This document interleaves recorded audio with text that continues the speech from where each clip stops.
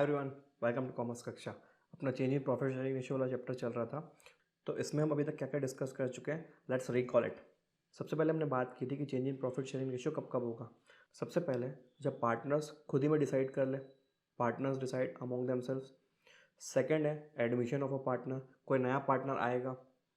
Third, retirement और death of a partner, जहाँ पे अगर कोई पार्टनर गलती से चला जा रहा है या तो फिर ऊपर चले जा रहा है। ठीक है, तो इन केसेस में change in profit sharing ratio होता है। तो अगर ये चारों में से कोई एक केस आपके सामने आ गया तो आपको कौन से स्टेप्स फॉलो करने, इसकी हम बात कर रहे थे। क्वेश्चन में अगर आपको ऐसा बोला हुआ है कि change in profit sharing ratio है या एडमिशन है या डेथ है या रिटायरमेंट है, तो आपको ये स्टेप्स पूरे फॉलो करने पड़ेंगे। सबसे पहला स्टेप था तो हमें नया प्रॉफिट शेयरिंग रेशियो कैलकुलेट करना है। इसके बाद सेक्रीफाइसिंग और गेनिंग रेशियो कैलकुलेट करके ये देखेंगे कि कौन सा पार्टनर सेक्रीफाइस कर रहा है एंड कौन सा पार्टनर गेन कर रहा है और किस रेशियो में गेनिंग एंड सेक्रीफाइसिंग चल रहा है। ये क्यों देखना है? क्योंकि इसी रेशियो से हम कंपनसेशन निकालेंगे। बेटा कंपनसेशन कैसे निकलेगा? देखो, जो लॉस हो रहा है ना, जो पार्टनर सेक्रीफाइस कर रहा है उसका लॉस क्या हो रहा है। सबसे पहली बात ये है, तो लॉस उसका क्या हो रहा है? फ्यूचर का प्रॉफिट लॉस हो रहा है। फ्यूचर का प्रॉफिट को कैसे कैलकुलेट करना है? गुडविल निकाल के। गुडविल का मतलब ही होता है कि पुराने एफर्ट्स के कारण, पास्ट एफर्ट्स के कारण जो हमारी फ्यूचर में प्रॉफिट है, जो हमारी फ्यूचर का प्रॉफिट है, उसी को हम गुडविल बोलते हैं। तो हम गुडविल कैलकुलेट करेंगे, सेक्रीफाइसिंग रेशियो में सेक्रीफाइसिंग पार्टनर को उसका अमाउंट एज अ कंपनसेशन पे कर देगा गेनिंग पार्टनर। और इसकी जर्नल एंट्रीज पे अपन डिस्कस कर चुके थे। उसके बाद अपना डिस्कशन हुआ था transfer of accumulated profit and accumulated reserves का, कि अगर पुराना प्रॉफिट कुछ पड़ा हुआ है बैलेंस शीट में या पुराना लॉस पड़ा हुआ है तो वो बांट दो ना, जो फ्यूचर में डिस्प्यूट हो जाएंगे। सिमिलरली अगर हम पास्ट प्रॉफिट को बांटने की बात कर रहे हैं तो हमें एसेट्स और लाइबिलिटी से रिलेटेड प्रॉफिट और लॉस भी देखने पड़ेंगे और उसको अभी एडजस्ट करना पड़ेगा। रीज़न, मान लीजिए मैंने एक लैंड ली थी, मान लीजिए मैंने एक लैंड ली थी। स्क्रीन पे आइएगा।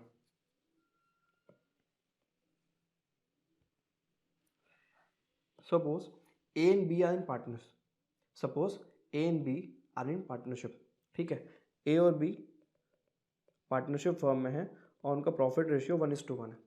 ठीक है, करंट ईयर्स उन्होंने डिसाइड किया कि वो 3:2 में प्रॉफिट शेयरिंग करेंगे। ठीक है, कोई दिक्कत नहीं, कर लेने दो। लेकिन 1/4/2010 में इस पार्टनरशिप ने एक लैंड परचेज की थी 1,00,000 रुपए की। लैंड का टुकड़ा ऐसा उन्होंने परचेज किया होगा ₹1,00,000 का। तो आप भी जानते हो अगर 2010 में लैंड खरीदी हुई है तो आज चल रहा है 2020। हो सकता है इसी लैंड की वैल्यू ना, मतलब current market price suppose 10 lakh हो जाती है, तो फिर प्रॉफिट कितना हुआ सर? प्रॉफिट हुआ अराउंड 9 लाख का। प्रॉफिट अभी हुआ नहीं है, लेकिन अगर ज़मीन बेच दोगे तो हो जाएगा। ठीक है, प्रॉफिट अभी हुआ नहीं है लेकिन ज़मीन बेच दोगे तो हो जाएगा। लेकिन ज़मीन तो आप बेचोगे नहीं अभी, क्योंकि आपको बिजनेस के लिए रिक्वायर्ड है, क्योंकि आपको बिजनेस के लिए रिक्वायर्ड है। लेकिन जब फ्यूचर में बेचोगे तो उसका जो प्रॉफिट है वो 3:2 में शेयर होगा। अब एक बात समझना, ये जो रेशियो है ये एक्चुअली 50% इस 50% रेशियो है। ठीक है, और जो 3:2 होता है वो एक्चुअली में कितना है? 60% और 40% वाला रेशियो है। तो बी को बहुत तकलीफ होने वाली है। अगर आज इस प्रॉफिट को बांटोगे तो इक्वली बढ़ जाएगा, लेकिन फ्यूचर में उसका शेयर कम हो रहा है तो उसको बहुत दुख होने वाला है। इसीलिए ये रिकमेंड किया जाता है कि आप जो आज तक का कोई भी एसेट या लाइबिलिटी से रिलेटेड प्रॉफिट और लॉस है उसको आप अभी कैलकुलेट करो और अभी पार्टनर्स को बांट दो पुराने रेशियो में, old ratio, just like transfer of reserves and accumulated losses. ठीक है सर, तो अगर ये कैलकुलेट करना है, अगर हमें ये कैलकुलेट करना है तो जितने भी प्रॉफिट और लॉस की रिकॉर्डिंग होगी वो एक अकाउंट के थ्रू होगी जिसको हम रीवैल्यूएशन अकाउंट बोलेंगे। क्या बोलेंगे? जिसको हम रीवैल्यूएशन अकाउंट बोलेंगे। ठीक है, कैसे होगा आइए देखते हैं। मान लीजिए किसी भी एक लैंड की वैल्यू बढ़ी, जैसे कि इस केस में लैंड की वैल्यू बढ़ रही है। पहले 1,00,000 थी और हम वैसे भी बैलेंस शीट में कॉस्ट पे दिखाते हैं सारी आइटम, तो बैलेंस शीट में 1,00,000 की दिख रही होगी और नीचे लिखा होगा कि करंट मार्केट प्राइस 10 लाख है। तो प्रॉफिट कितना हुआ? 9 lakh due to increase in land. तो जो भी एसेट बढ़ेगा, अगर एसेट बढ़ेगा तो प्रॉफिट होगा, तो इस केस में आप एंट्री पास करोगे asset account debit to revaluation account. Profit कहाँ गया, रीवैल्यूएशन अकाउंट में चलेगा। कितना, 9 लाख लेना है।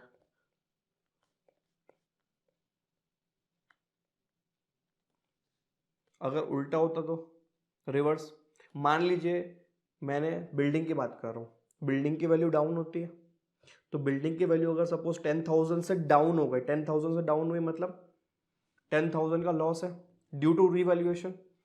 ठीक है, तो इसको आप रिकॉर्ड करोगे revaluation account debit to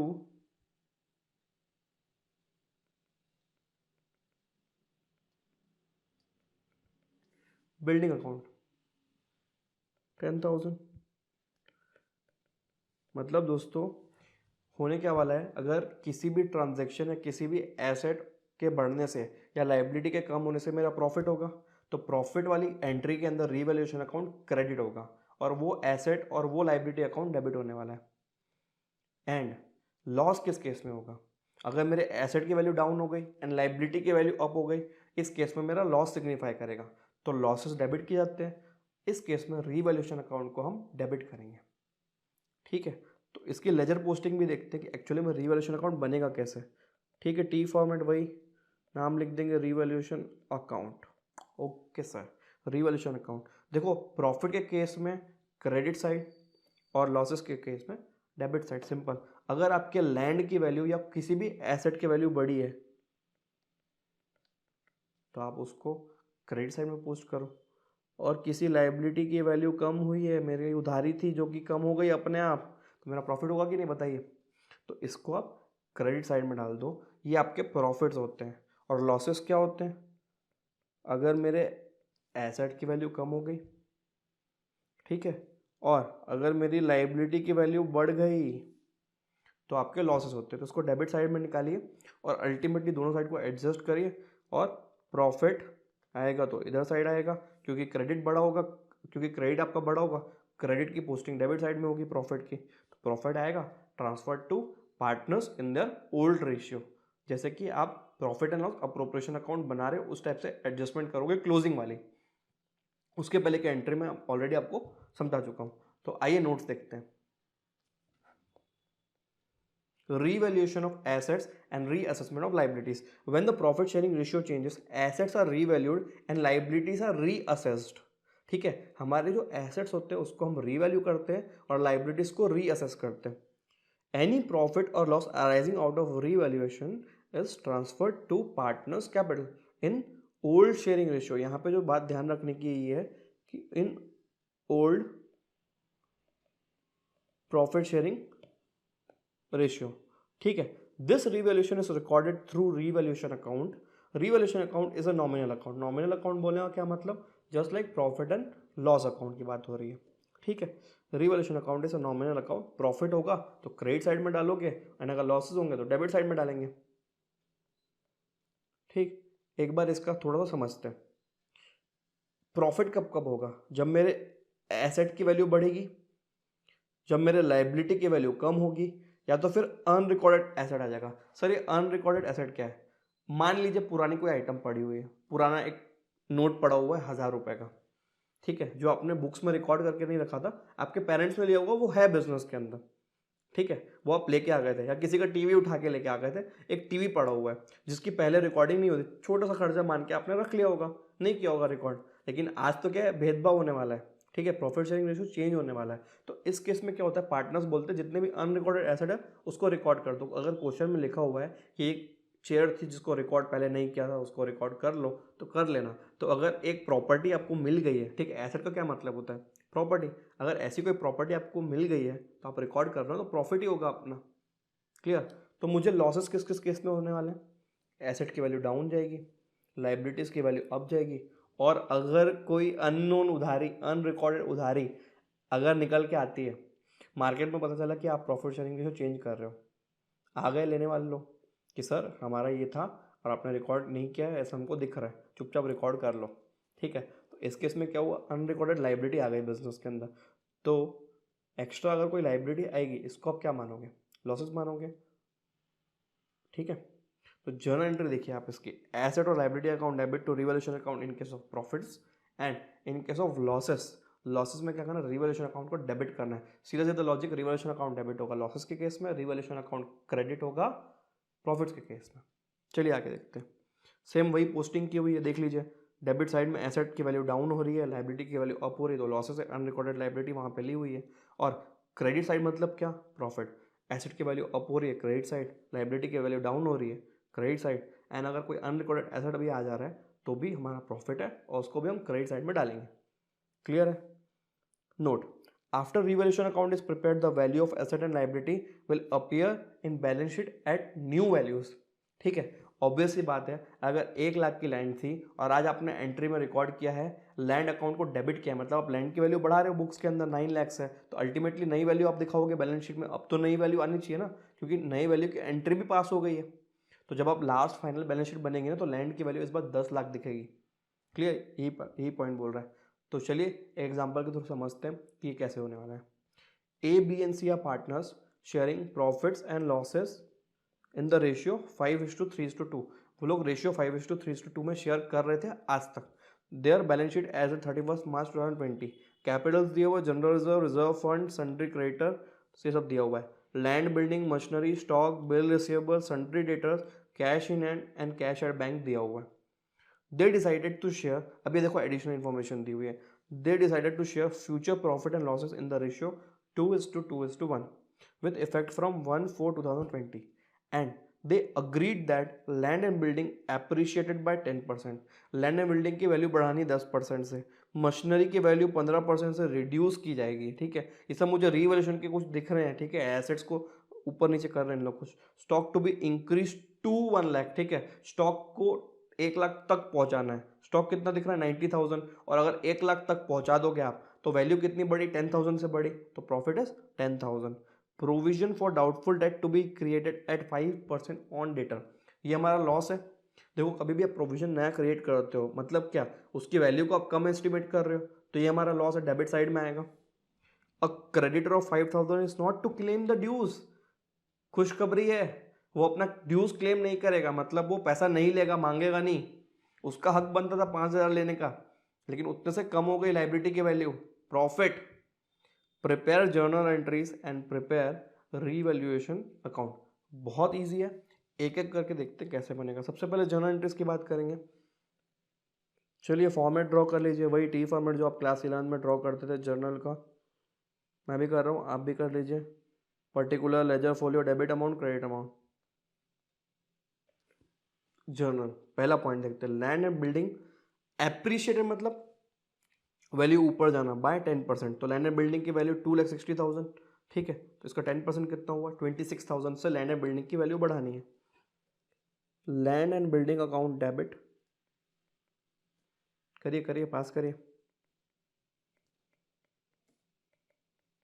debit to revaluation account, profit हो गया 26,000। ठीक, कोई हड़बड़ी नहीं है, आराम से करेंगे।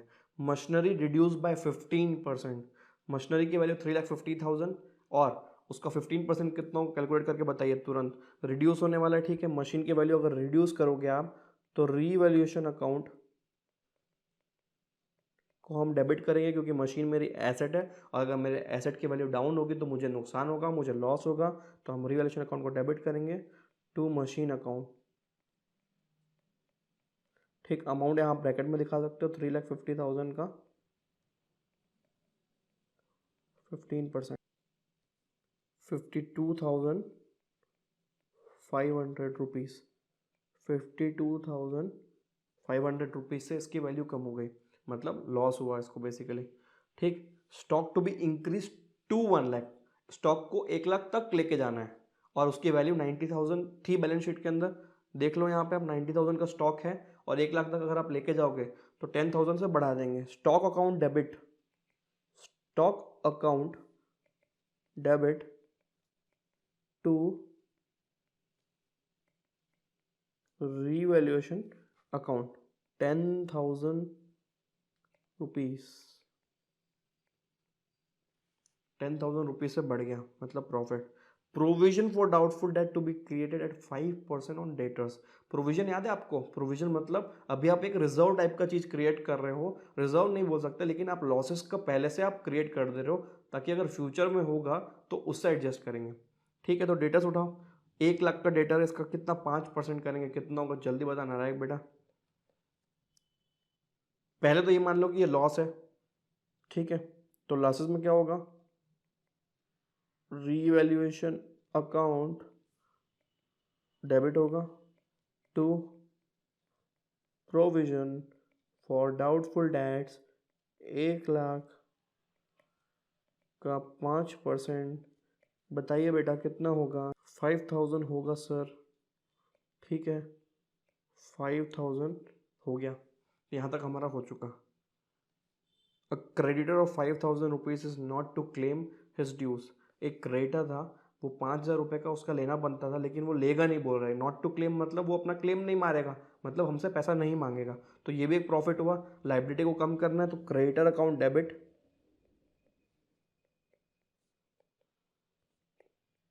To revaluation account, creditor account debit to revaluation account. ये भी देख लो कितना है, 5,000 है।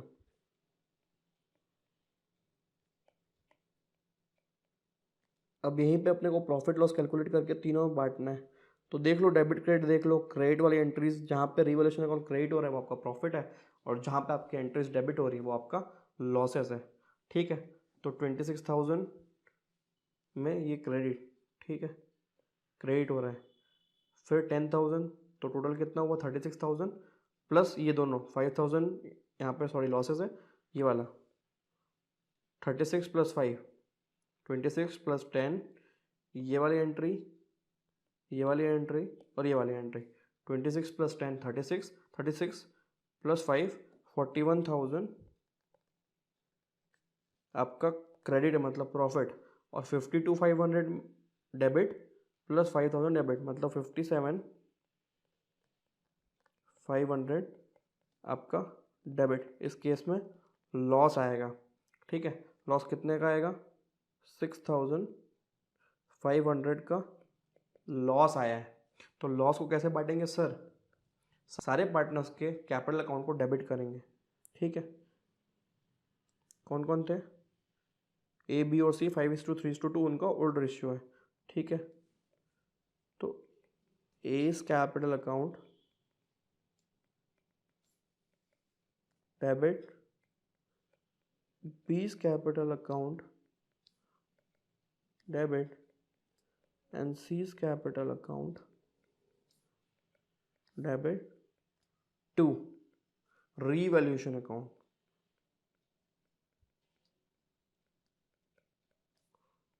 बांट के थोड़ा बताओ तो बेटा। 1,300 1950 3250 और टोटल 6,500। सर आपने ये कैसे बांटा? तो देखो कुछ नहीं, 6,500 को अगर आपको डिस्ट्रीब्यूट करना है 5:3:2 के अंदर, तो 6,500 डिवाइडेड बाई 5 + 3 + 2 10 कर दो, 650 650 इंटू 2 650 इंटू 3 एंड 650 इंटू 5। ये आपको खुद सॉल्व करना पड़ेगा कि ये कैसे बढ़ता है। मैंने बांट दिया इसको, ठीक है, और आपको ट्रिक भी बता दी। अब अपने को एक और रिक्वायरमेंट थी क्वेश्चन की कि इसी को अकाउंट फॉर्म में करके बताना है। ठीक है, बता देते हैं। क्वेश्चन की मांग भरना हमारा काम है, और क्वेश्चन की मांगे बहुत ज़्यादा होती है बेटा।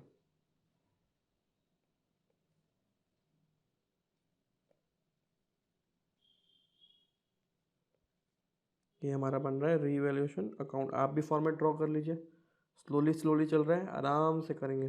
ठीक है, बहुत सारा टाइम है हमारे पास। तो रीवैल्यूएशन अकाउंट डेबिट क्रेडिट, ठीक है, इसी की पोस्टिंग कर लेते जो हमने लिखा है। पहली वाली एंट्री में land and building account debit हो रहा है, तो revaluation account credit by land and building account 26,000। Second entry में टू मशीनरी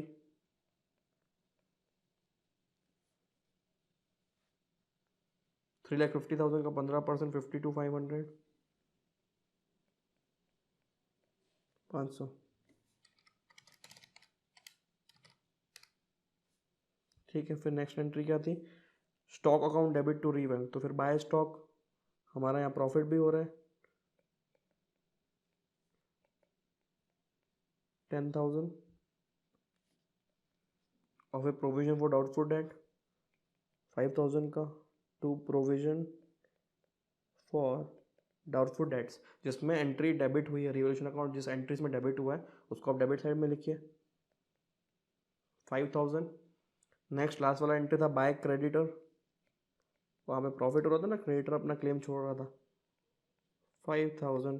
अल्टीमेटली जब आप कैलकुलेट करोगे ना तो यहाँ पे लॉस आ रहा था, उसी लॉस को हमने डिवाइड किया था यहाँ पे 6,500 लॉसेस इस साइड में आएंगे, by loss on reval A B and C, कितना कितना आया था 3,250, 1,950 एंड 1,300। इस तरीके से आपका रिवैल्यूएशन अकाउंट बनता है। आई होप आपको ये कॉन्सेप्ट समझ में आ चुका होगा। बाकी के रिवैल्यूएशन अकाउंट के कॉन्सेप्ट की प्रैक्टिस एडमिशन चैप्टर में होगी, तो अपन प्रैक्टिस कर लेंगे ईच एंड एवरी पॉइंट। दोस्तों, अब ऐसा केस बन सकता है कि पार्टनर्स ये डिसाइड कर लें कि जैसे रिवैल्यूएशन की एंट्री पास कर रहे थे तो बैलेंस शीट में नया वैल्यूज़ दिख रहा था, अब वो नहीं दिखाना चाहते नई वैल्यूज़। उसका भी एक तरीका है कि आप बैलेंस शीट में पुरानी वैल्यूज़ दिखाना चाहते हो और घुमा के एडजस्टमेंट कर रहे हो। सर, घुमा के एडजस्टमेंट इस तरीके से होगा कि एक सिंगल एंट्री पास करेंगे। सिंगल एंट्री कैसे? आप याद करना, चैप्टर नंबर 1 में एक कॉन्सेप्ट था पास्ट एडजस्टमेंट, जिसमें बड़ी सी कैलकुलेशन करते थे और एक छोटी सी जनरल एंट्री पास करते थे। इस केस में भी यही होगा कि सिंगल एंट्री का मतलब है कैलकुलेशन बड़ी है अपनी, ईजी है, मेरी बात ध्यान से सुनना, ईजी है लेकिन उसको करेंगे अभी। ठीक, अगर आप शॉर्टकट में समझना चाहते हो तो जैसे अभी अपन ने रिवैल्यूएशन अकाउंट बना के प्रॉफिट लॉस कैलकुलेट किया ना, इस केस में हम रिवैल्यूएशन अकाउंट नहीं बनाएंगे बल्कि वर्किंग नोट में रफ में कैलकुलेट करोगे कि प्रॉफिट और लॉस कितना है। प्रॉफिट और लॉस आने के बाद क्या होगा, मान लीजिए आपका प्रॉफिट लॉस आ जाता है, प्रॉफिट लॉस आने के बाद उसको गुडविल की तरह बांट देंगे। गुडविल की तरह मतलब गेनिंग एंड सेक्रीफाइसिंग रेशियो में बांट देंगे। जो गेनिंग पार्टनर है वो सेक्रीफाइसिंग रेशियो में उस रिवैल्यूएशन के प्रॉफिट को बांट के पास कर देगा, जैसे गुडविल में पास किया गया था। सर, हमको कुछ भी समझ में नहीं आ रहा है, हमको आप लिख के दिखाइए। ठीक है, पढ़ते हैं। If partner decide not to show the revalued amount single entry system of this particular concept. ठीक है, नॉट टू शो मतलब बैलेंस शीट के अंदर नया वैल्यूज नहीं दिखाना चाहते, मतलब लैंड की वैल्यू बढ़ रही तो लैंड अकाउंट डेबिट नहीं करना चाह रहे हैं वो, तो क्या करना चाह रहे हैं, रफ में कैलकुलेट करना चाह रहे हैं। Revaluation of asset and reassessment liability will result in gain and loss. Gain और loss is adjusted through partners capital account, वो आपस में ट्रांसफर एंट्री मार लेंगे by passing adjustment entries. Okay sir, adjustment entry shall be passed by debiting और crediting partners capital account, और अगर fixed capital method है तो करंट अकाउंट को आप डेबिट क्रेडिट करोगे। ओके सर, हमको समझ में आ गया। इसके जो स्टेप्स होंगे, सबसे पहला हमें वैसे ही रिवैल्यूएशन का प्रॉफिट और लॉस कैलकुलेट करना जैसे हमने अभी थोड़ी देर पहले किया था, लेकिन रफ में उसको नाम देंगे वर्किंग नोट 1, रिवैल्यूएशन अकाउंट नहीं बोलेंगे। ठीक है, आप चाहो तो डायरेक्टली एक एक लाइन पास करके प्रॉफिट लॉस लिख सकते हो, या तो आप रफ में अकाउंट भी बना सकते हो, वर्किंग नोट के अंदर बनाना है, लेकिन ऊपर में हेडिंग डालना पड़ेगा वर्किंग नोट, उसको अकाउंट्स के अंदर नहीं चाहिए। ठीक है, वर्किंग नोट में कैलकुलेट कर लेंगे नेट प्रॉफिट और net loss, multiply step 1 with gaining ratio and sacrificing ratio. बेटा स्टेप 1 का मतलब हुआ ये जो नेट प्रॉफिट और नेट लॉस ऑन रीवैल्यूएशन निकला है, जो रीवैल्यूएशन का प्रॉफिट और लॉस निकला है उसको निकाल के उस पर आप मल्टीप्लाई करो gaining ratio and sacrificing ratio. ठीक है, अगर फ्यूचर में लॉस होगा, ठीक है, अगर फ्यूचर में लॉस होगा तो सेक्रीफाइसिंग पार्टनर गेनिंग पार्टनर को दे देगा, और अगर फ्यूचर का प्रॉफिट होगा तो गेनिंग पार्टनर सेक्रीफाइसिंग पार्टनर को देगा। ठीक, मान लेते हैं, सपोज वही लैंड वाला एग्जांपल ले लेते हैं कि हमारी एक लैंड है। ठीक है, चलिए, A and B are partner sharing profit in 1:1। ठीक, and now they decide to share in 3:2। ठीक है, बैलेंस शीट में क्या हो रहा है, एक लैंड दिख रही है यहाँ पे 1 लाख की, और एडिशनल इंफॉर्मेशन में लिखा है कि current value of land is 10 lakh. और एक लाइन लिखी होगी कि पार्टनर्स डिसाइड कर रहे हैं कि ये वो रीवैल्यूड अमाउंट शो नहीं करना चाहते। ये लाइन लिखी होगी क्वेश्चन के अंदर that they decided to not show the revalued amount in balance sheet, revalued amount of asset and liabilities in balance sheet. ठीक है, मतलब सिंगल एंट्री सिस्टम पास करना है। अगर ये लाइन लिखी है कि they decided not to show the revalued amount in balance sheet, इसका मतलब यही हुआ कि सिंगल एंट्री सिस्टम की बात की जा रही है। ठीक है, हमको करना आता है। नॉर्मली आप कैसे करते हैं, अगर आपको करना होता तो रिवैल्यूएशन अकाउंट बनाते हैं, इसका डेबिट क्रेडिट साइड लेते हैं आप रिवेल का, आप यहाँ लिखते हैं बाय लैंड नॉर्मली ना। अभी इसका सॉल्यूशन नहीं बनाया मैंने। बाय लैंड 9 लाख और फिर यहाँ पे प्रॉफिट हो जाता 2A टू बी। अगर इक्वल है पुराना रेशियो तो 9 लाख का 4,50,000 एंड 4,50,000 आ जाता। ऐसा आप नॉर्मली करते हैं, लेकिन अब आप कैसे करोगे? ठीक है, इसको भूल जाना 2 मिनट के लिए। इसको मैं ऐसे क्रॉस कर दे रहा हूँ राइट से, आप इसको भूल जाइए, बाद में कंपेयर करेंगे दोनों स्टेप को। ठीक, अब आप क्या करने वाले हो, इसी को आप वर्किंग नोट में लिखोगे। वर्किंग नोट रीवैल्यूएशन, ये जो करंट चल रहा है ना उसका सॉल्यूशन बना रहा हो। रीवैल्यूएशन समझना बहुत इजी है। ठीक, यहीं पे आप प्रॉफिट निकाल लो ऐसे ही रफ में, अकाउंट बनाने की कोई ज़रूरत नहीं है। ठीक है, पूरा नया वैल्यू 10 लाख, वैसे ही रफ नया वैल्यू।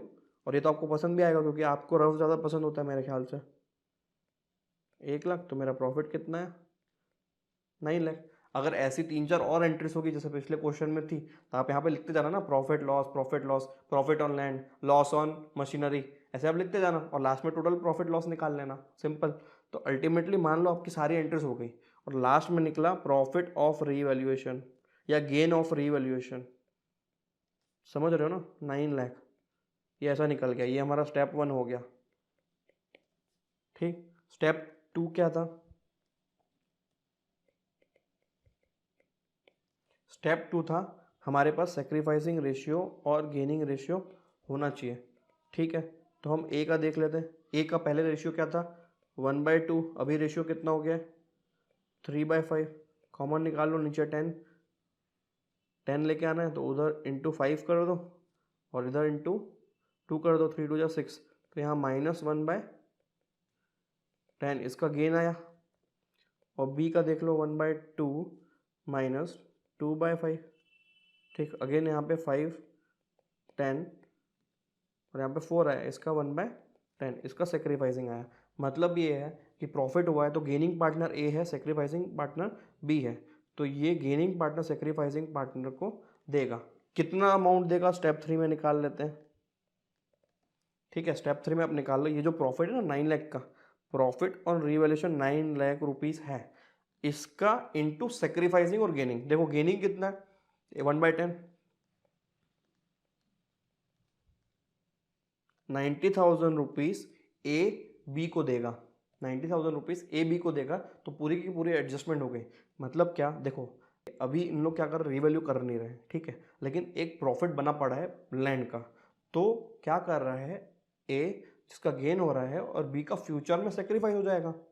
तो ए उसको अभी तक का प्रॉफिट का शेयर जितना सेक्रीफाइस हो रहा है उतना उसको अभी दे रहा है। ठीक है, तो एंट्री क्या पास हो गया आपकी? एस account debit to B's capital. ठीक है, 90,000।